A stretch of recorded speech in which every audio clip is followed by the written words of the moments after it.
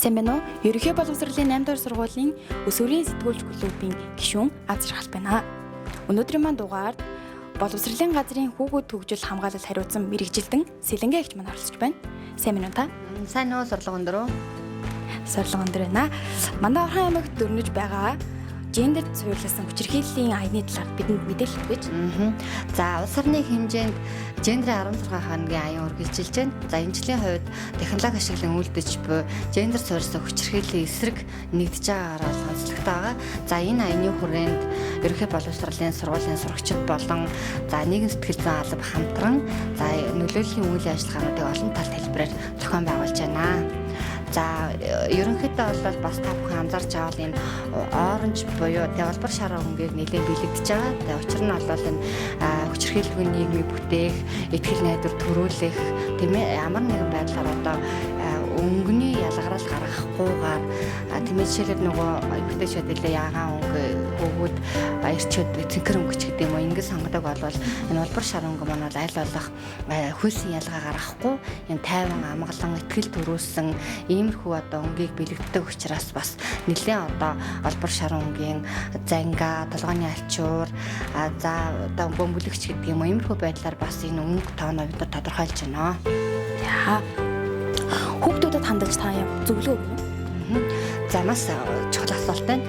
За ер нь бол одоо технологи ашиглан үйлдэгдэж байгаа энэ гендер суурилсан хүчирхийллийн нэг одоо хамгийн одоо өртөд байгаа хэсэг үл хүүхдүүд одоо хүмүүс одоо яалтчгүй хүүхдүүд байдаг. Тэгэхээр хүүхдүүд нөгөө захин орчин биенийгээ одоо шоолох, удаан дарамжлах, гүтгэгч гэдэг юм уу тийм ээ. Янз бүрийн нэр хольж өгөх, бусдын одоо захин одоо мэдээлэл стори хаягийг зөвшөөрлгүйгээр бас авч түгээх энэ маань одоо өсвөр насны хүүхдүүд маш их дарамт, сэтгэл готрол, ганцаардах, хайх тийм үү маш их сэтгэл зүйн одоо энэ хүчирхийлэл сүртдэг юм аа. Тийм учраас ялангуяа манай өсвөрийн сэтгүүлч бүлэгний хүүхдүүд манаас энэ гендер суурилсан 16 хоногийн аяныг сурвалжлаа явж байгаа маш их таатай байна.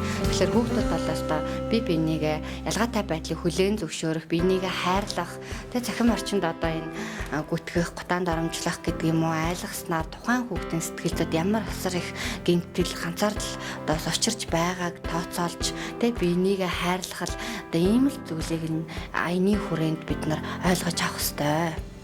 За эцэг эх асран хамгаалагч багш сургууль хүмүүжүүлэгч нарт хандаж өглөөж. За мэдээж боловсролын салбар тэнд дондоо багш нарын хувьд бол бас яг энэ захин орчны хор уршиг тийм ээ үр дагаврын талаар бол мэдээж энэ мэдлэг одоо бас хүүхдүүдэд олгож идэг. За эцэг асран хамгаалагчдын хувьд гэх юм бол за яг өөрсдөө захин орчин соёлтой байх, бусдыг хүндэтгэх, ялгаатай байдлыг хүлээн зөвшөөрөх тий за юу гэдгийг зарим одоо захин орчинд гарч байгаа зүйлүүд гэх юм бол хүүхдийн зургийг шууд зөвшөөрөлгүй захин орчинд тараах, түгээх иймэрхүү бас нэлээд зөрчил гэх юм уу зүйл ажиглагддаг. Тэгээ энэ маань эргээд захин орчинд эргээд нөгөө уучлалт гуйх, залруулах ийм асуудал бас байдаггүй жоохон харамсалтай санагддаг юм аа. За одоо сургуулийн орчинд гардаг одоо элбэг тохиолддог ямар нэг жишээ байна. За ерөнхийдөө бол манай хүүхдүүд нэг үе гэдэг юм бодох юм бол харцангуй гайгүй байдаг юм шиг надад санагддаг. Яагаад гэвэл яг хөгжлийн ялгаатай тэр дундаа хөгжлийн мэргэшээлтэй хүүхдүүд маань боловсрол тэг шамрагдaltaй боловсрол тэг шамрагдж байгаа учраас хүүхдүүд маань биенийхээ бас ойлгох, хүлээн зөвшөөрөх, хайрлах тий иймэрхүү одоо энэ эерэг зүйлүүд их гардаг.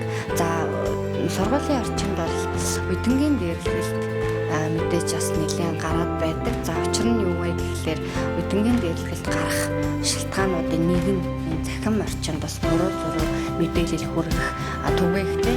За үүнээсээ тайлбар хийж чадахгүй байдлаас болоод буруутай юм шиг байдал үүсдэг нь бол хүүхдүүдэд ялангуяа энэ салбарт гарч байгаа нэг жоохон сөрөг зүйл нэг юм уу да.